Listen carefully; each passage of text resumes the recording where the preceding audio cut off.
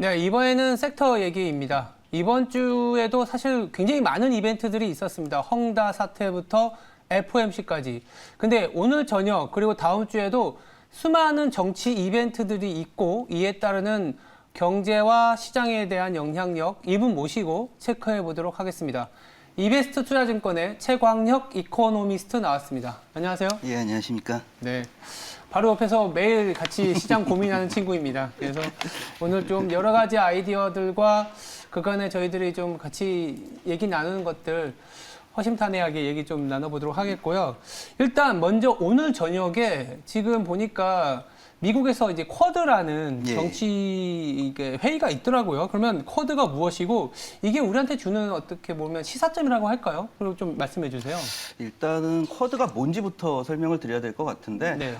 간단하게 생각하시면은 미국하고 일본하고 인도하고 호주가 넷이서 이제 단합을 해가지고 중국을 견제해보자라고 만든 그 안보 대화라고 보시면 될 것 같아요. 그래서 네. 풀네임으로 보시면은 사자간 안보 대화인데 이걸 앞글자를 따가지고 그냥 쿼드라고 부른다라고 생각을 해주시면 될 것 같고요. 이게 생긴 이 시기 자체가 공교로운 게 2007년에 생겼었습니다. 그래서 2007년에 그 2005년, 6년 다들 아시다시피 중국이 올라가니까 이걸 어떻게 한번 견제를 해볼까 해서 만든 게 쿼드였는데 아시다시피 2008년에 금융위기가 생겼잖아요. 네. 그러니까는 이거는 지금은 우리가 먼저 살고 볼 일이다라고 해서 9년 동안 멈춰 있다가 2017년에 먹고 살만해지기 시작하니까는 다시 한번 얘기를 해가지고 중국을 견제해보자라고 대화가 다시 재개됐다라고 보시면 될 것 같고요. 네.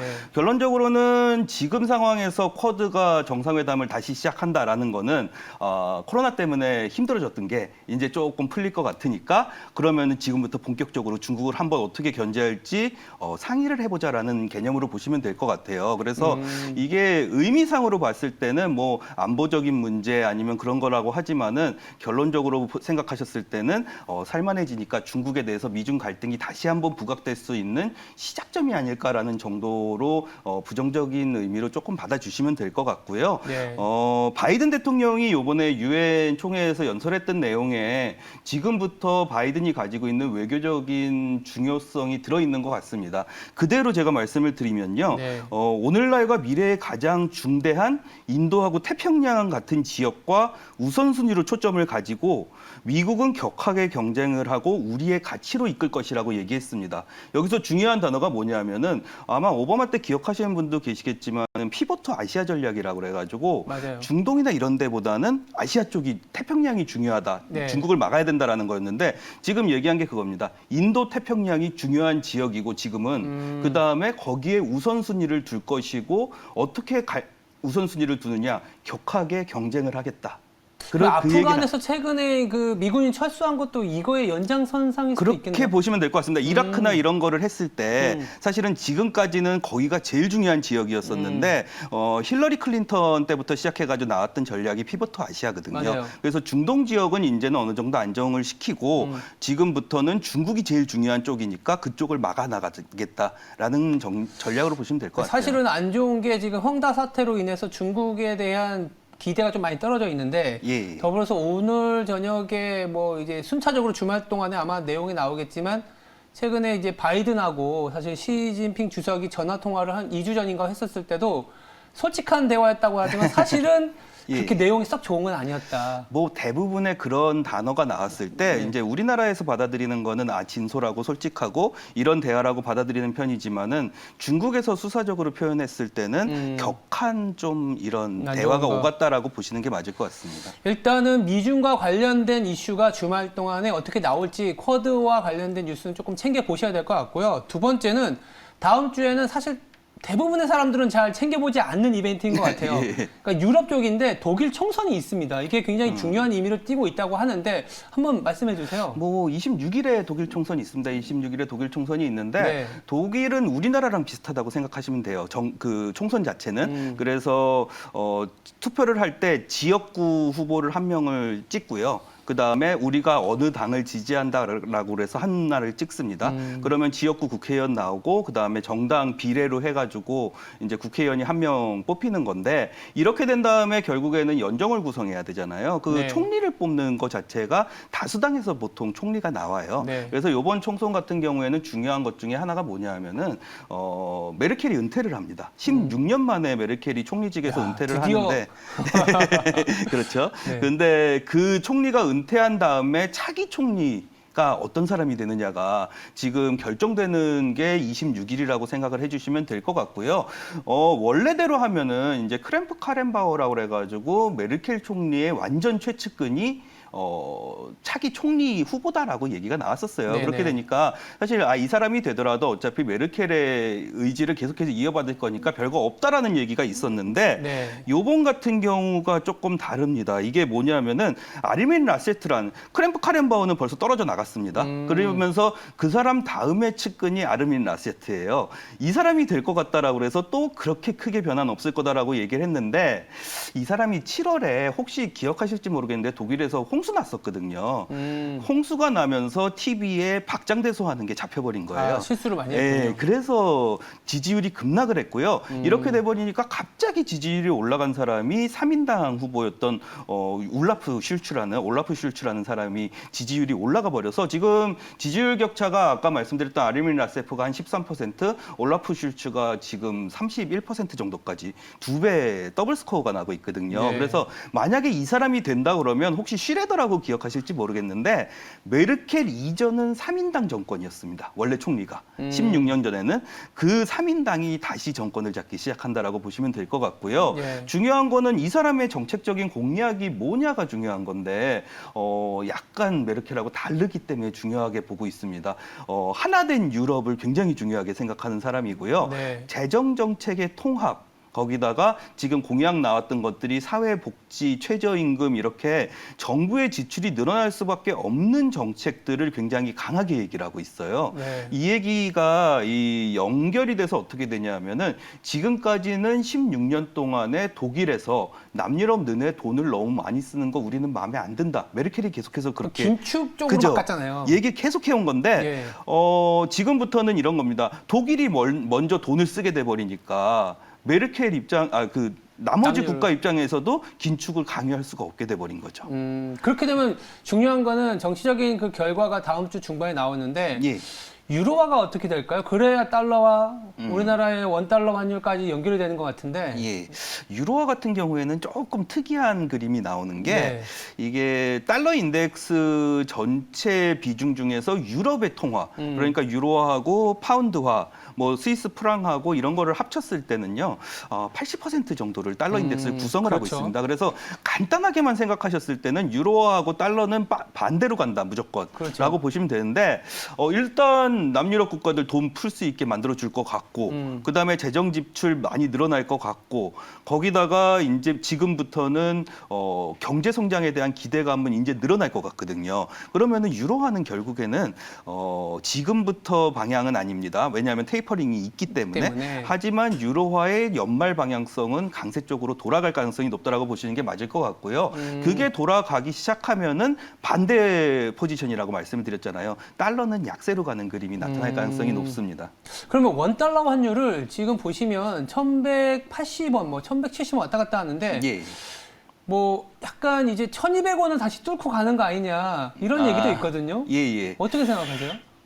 가능성이 없다라고는 말씀 못 드리죠. 네네네. 그러니까 근데 지금 상황이 편안하게 유지가 된다라고 그러면은 1,200원까지는 약간 상징적인 의미가 있거든요. 1,200원에. 네. 그래서 정부의 개입이나 이런 게 나올 가능성이 있기 때문에 저희 쪽에서도 이제 상단을 1,195원까지만 잡아놓고 있긴 한데 어쨌든 방향성은 1,180이니까 지금 많이 말씀하시는 게 고점이다. 여기서부터 내려간다라는 말씀을 많이 하시는데 그건 아닌 것 같습니다. 그건 아닌 것 같고 저는 개인적으로는 테이퍼링이 9월에 발표가 나면은 이슈가 완화될 거라고 봤었거든요. 네. 근데 이번에도 테이퍼링에 대한 구체적인 언급 없이 11월로 넘어갔는데 FOMC 얘기를 보니까 하긴 할 것 같고 올해 안에 이렇게 되면은 그 이슈를 11월까지 끌고 갈 가능성이 높습니다. 그렇게 끌고 간다라고 그러면은 결론적으로는 달러 강세가 11월까지는 조금 더 연장될 가능성이 있다라고 보셔야 될 것 같고 원달러 환율은 항상 이렇게 보셔야 돼요. 원 달러기 때문에 달러와의 상관관계로서 움직입니다. 네. 상대 환율이고 거기에 더해가지고 원화에 가장 영향을 많이 미치는 외국 환율은 위안화입니다. 근데 아까 말씀하신 것처럼 헝다그룹이나 이런 불확실성이 높아지고 있는 상황이기 때문에 위안화는 약세로 갈 거고 그다음에 두 번째로 달러는 아까 말씀드린 테이퍼링 때문에 그래도 강세로 갈 가능성이 높기 때문에 지금이 고점이 아니라 지금부터 잡아가지고 11월까지는 원달러 환율이 더 상승할 수 있는 여력이 있다라고 보시는 게 맞을 것 같습니다. 이제 정리하자면 이제 뭐 독일의 총선 결과 지금 뭐 약간 1등이 나오게 되면 정책에 대한 기대가 있어서 유로화가 강세를 보일 수 있지만 실질적으로 정책이 기대되고 집행이 되면 또 한 연말까지는 가야 될 거고 예. 테이퍼링과 헝다 이슈도 있으니까 뭐 11월쯤 되면 테이퍼링 이슈도 조금 잠잠해지고 유럽에 대한 기대감 거기다가 중국에 대한 뭐 여러 가지 연말 중앙경제 공작 회의도 있으니까 예. 그때 이후로 좀 달러 대비 원화가 강해질 수 있는 이렇게 좀 정리를 해볼 수 있을 것 같습니다. 그러면 질문을 이제는 좀 한국 얘기를 조금 해볼게요. 어저께 네. 우리나라 수출 증가율이 물론 매월 초마다 나오지만 어제 관세청 기준으로는 20일까지 나오긴 했었습니다. 그래서 20% 정도 나왔는데 예. 어떻게 보세요? 20%라고 하면 기사에서는 굉장히 좋게 나왔다라고는 하지만 평가를 좀 해봐야 될 것 같아요. 이제 먼저 말씀드리고 싶은 게 어떤 게 최고다라고 했을 때 진짜 최고면요. 그냥 최고다라고 표현을 해요.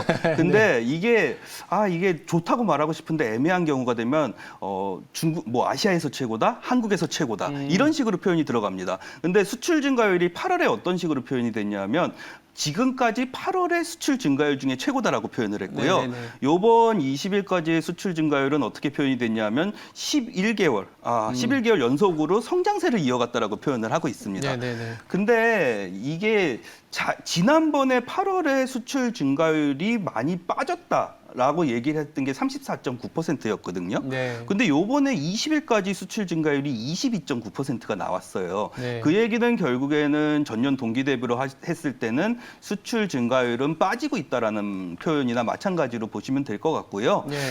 두 번째로 말씀드리고 싶은 거는 가끔 이제 레벨이 높은데 높은 레벨을 봐야지 왜 YOY가 빠지는 거, 전년 동기 대비로 빠지는 거를 그렇게 얘기를 하느냐라고 말씀을 하세요. 네. 근데 매달 0.5%씩 성장을 해도 11개월 연속 성장이고요. 네. 매달 50%씩 성장을 해도 11개월 연속 성장입니다. 중요한 거는 우리나라 수출이 마이너스 가는 경우는 거의 없는 경우거든요. 네. 그래 그 얘기는 몇 퍼센트나 성장하는지의 그 성장세를 유지해 나가는 게 굉장히 중요하다라는 말씀을 드리고 있는 거고 지금 상황으로 보셨을 때는 그 성장세가 둔화되고 있기 때문에 그렇게 수출에 있어서는 긍정적으로 해석하기는 어렵다라고 생각을 해주시면 될 것 같아요. 그러니까 결국에는 이제 뭐 기저효과든 여러 가지 이슈가 있긴 하겠지만 금액 자체는 유지가 되더라도 증가율은 계속 좀 예. 내려가고 있다라고 볼 수 있는 거고. 근데 또 약간 뭐 수출도 수출이지만 저도 약간 와닿진 않는데 한국의 실업률이 3%도 안 되고 있는 수준까지 내려왔더라고요. 그럼 거의 완전 고용에 가깝지 않나라는 생각이 드는데 예. 고용 지표 좋아지고 있는 건가요? 숫자만으로 말씀을 드리면은 네. 좋아지고 있다라고 말씀을 드려야 되겠죠. 좋아지고 있다라고 말씀을 드릴 수밖에 없는데 네. 이게 조금 애매한 부분이 많습니다. 그러니까 첫 번째로는 저희 쪽에서도 알아보려고 노력을 하다가 실패한 것 중에 하나가 한국 통계 지표는 정부 고용이라는 항목이 없어요. 그래서 정부에서 고용을 한 건지 아니면 민간에서 고용을 한 건지를 잘라낼 방법이 전혀 없습니다. 그래서 이게 정부 고용이 늘어났느냐 안 늘어났느냐도 아직은 알기가 조금 어렵다라고 봐주시면 될 것 같고 네. 두 번째로는 요번 고용 같은 경우에는 취업자 숫자를 보셨을 때 36시간 미만으로 일한 사람들이 거의 한 500명이 증가를 했습니다. 그 500만 명이 증가했습니다. 참, 500만 명이 증가했는데 이렇게 됐을 때 설명은 이제 대체 공휴일이 하루 있었기 때문에 시간이 줄어든 거다라고 얘기하지만 사실 설 연휴나 아니면 대체 공휴일 점유율이 있었던 다른 계열하고 비교해도 지금 상황에서는 조금은 이해가 안 되는 수치적인 변화다라고 보시면 될 것 같고요. 예. 우리나라만 유독 그 미국에서 비농업 고용자 수 변동이나 보시면 예. 월간 변동이지 않습니까? 맞아요. 우리나라는 이상하게 숫자를 전년 동기하고 비교해가지고 수치를 내요. 네. 그러니까는 전월 대비해서 이렇게 추세적으로 늘어나느냐 아니냐에 대해서 판단을 내리기가 이 숫자를 가지고는 조금 어렵다라고 생각을 해주시면 될 것 같고요. OECD 국가 중에는 자영업자가 25%로 1등입니다. 비중이. 이 자영업자들이 과연 회사에서 일하고 있는 사람처럼 정규적인 소득을 내고 있느냐 지금 상황에서 그것도 중요하다라고 봐주시면 될 것 같고요. 거기다가 이 한국의 통계 수치는 취업은요 한 달에 1시간만 일해도 취업자로 분류가 됩니다. 그 다음에 공무원 시험 준비를 하는 사람이나 뭐 회계사 뭐 그런 여러 가지 시험 준비를 하는 사람들은 적극적인 구직 활동을 하는 사람이 아닌 걸로 판단을 내리기 때문에 실업자로 분류를 안 해요. 그래서 여러 가지 통계적인 기법 때문에 한국 쪽이 조금은 낮게 나올 요인들이 있었다라고 봐주시면 될 것 같고요. 네. 제가 오히려 걱정하고 있는 거는 이렇게 통계적으로 낮게 나온 수치가 공식적인 숫자란 말입니다. 한국에서는. 네. 그러면 정책적인 변화, 한국은행에서의 정책을 펼칠 때 이 실업률을 보고 정책을 펼쳐요. 그럼 뭐 또 뭐 긴축 스탠스가 더 강해질 수 있겠네요. 그렇죠. 그러니까 사람들이 실감하는 경제는 안 나졌더라도 그렇죠. 정책으로는 기준금리 좋아졌으니까 기준금리 올린다고 올려버릴 수가 있는 거죠. 네. 그러면 다음 달에 기준금리는 뭐 거의 올린다고 봐야 되는 거겠네요. 저희 쪽은 10월 인상 네. 가능성을 높게 보고 있습니다. 결국 아까 이제 수출 얘기하고 우리 고용 얘기를 표면상으로 보면은 그 어느 때보다도 좋지만 오히려 한국이 원하는 달러 대비 굉장히 약해지고 있는 상황. 그래서 예.